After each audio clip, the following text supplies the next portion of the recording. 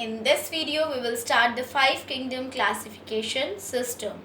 Okay अब तक हमने 4 किंगडम्स की बात करी थी जिसमें प्लांटे एनिमलिया भी था, यानी कि वो पहले से ही चला आ रहा है सीरीज़ में। और उसके अलावा जो मोनेरा है, प्रोटिस्टा है, वो भी जो है क्लासिफाइड हो चुके हैं। But after that one is here to be separated out. कि फंजाई को अब तक प्लांटे में रखा था और उसको अब न्यू सेपरेट उसकी आइडेंटिटी मिल चुकी है। So Robert H Whittaker, R.H. Whittaker gave the 5 kingdom classification in 1969, we can say in 20th century. So what he did, he classified the organism on the few criteria basis. So he said organism are of 2 types, that mean prokaryotic and eukaryotic. And you already know उनकी prokaryote and eukaryotes क्या होते हैं, है ना। Prokaryotes में cell में nucleus के ऊपर न्यूक्लियर मेम्ब्रेन नहीं होती, बाकी ऑर्गेनल्स के ऊपर भी कोई मेम्ब्रेन नहीं होती है। And moreover if they are unicellular also then they are placed under Monera.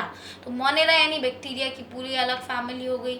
फिर उन्होंने कहा भाई कुछ यूकैरियोटिक सेल भी होते हैं, तो उनमें उसमें हमें ऑलरेडी पता है कि न्यूक्लियस के ऊपर भी न्यूक्लियर मेम्ब्रेन होती है और बाकी ऑर्गेनल्स के ऊपर भी मेम्ब्रेन होती है।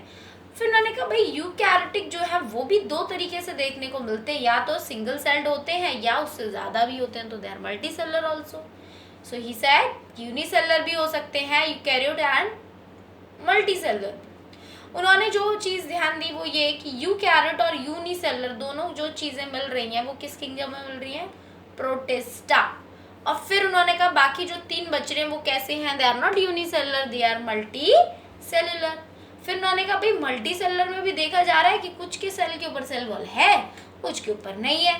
तो उन्होंने कहा भाई ठीक है, तो विद सेल वॉल 2 में डिवाइड किया। उन्होंने कहा जिनके ऊपर सेल वॉल है सेल के ऊपर, वो भी कुछ तो अपना खाना बना लेते हैं और कुछ नहीं बनाते हैं। तो some are autotroph and some are heterotroph but having cell wall. तो सेल वॉल है और ऑटोट्रॉफिक भी हैं, देन दे आर प्लांटे।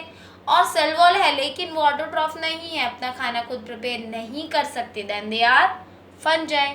उसके बाद उन्होंने कहा जो कि अपना खाना प्रिपेयर नहीं कर सकते और सेल वॉल भी नहीं है, सो दे आर द एनिमेलिया। सो इस तरीके से कितने किंगडम्स यहाँ पे जो है क्लासिफाइड हो चुके हैं, 5 kingdom classification. Now we have to know कि क्या सिर्फ यही बेसिस थे जिसके आधार पे ऑर्गेनिज्म को जो है क्लासिफाइड किया या किंगडम जो है वहाँ यहाँ पे फॉर्म किए। सो नो, यहाँ पे और भी काफ़ी सारे बेसिस थे क्लासिफिकेशन के। हम लोग यहाँ पे देख लेते हैं 1 by 1 कि और कौन से बेसिस पर क्लासिफिकेशन दिया गया। So these are the bases on which R.H. Whittaker has classified the different kingdoms. What he has taken many of the characteristics. They have already taken the deep characteristics also, anatomy even, different functions के बारे में भी उन्होंने बात करी. So a few are like this: cell structure, cell wall, mode of nutrition, habitat, method of reproduction, evolutionary relationship, thallus organization and body organization. Cell structure का तो सीधा मतलब है बेटा वही प्रोकैरियोट है, यूकैरियोट है, यूनिसेलुलर या मल्टीसेलुलर। सेल वॉल के बेसिस पे हमने बात की ही है। Mode of nutrition, that mean they are autotrophic, heterotrophic, और what kind of their mode of nutrition. Habitat, where they live exactly, ठीक। Method of reproduction, how they actually reproduce. Evolutionary relationship is that mean somewhere they are linking with that, कुछ उनकी previous history या उनके कुछ पूर्वज रहे हों तो उससे रिलेटेड भी यहाँ पे उसको भी आधार माना गया क्लासिफिकेशन में। Thallus organization, like if we talk about algae, तो उसकी बॉडी थैलस लाइक ही तो होती है, बिखरी हुई, that do not distinguish between root, stem and leave. So on that basis also body organization की एग्जैक्टली कॉम्प्लेक्स है या फिर सिंपल है। So I have underline the 5 the important one जो उन्होंने बहुत ज़्यादा फोकसफुली जिस बेसिस पे क्लासिफिकेशन दिया था। So that was cell structure, mode of nutrition, reproduction, evolutionary relationship and the body organization. So all these are the bases on which R.H. Whittaker has classified the organism. Now we have to take the new system, 3-domain system, and under that 6 kingdom classification also we will study it. So let us take 3-domain system classification.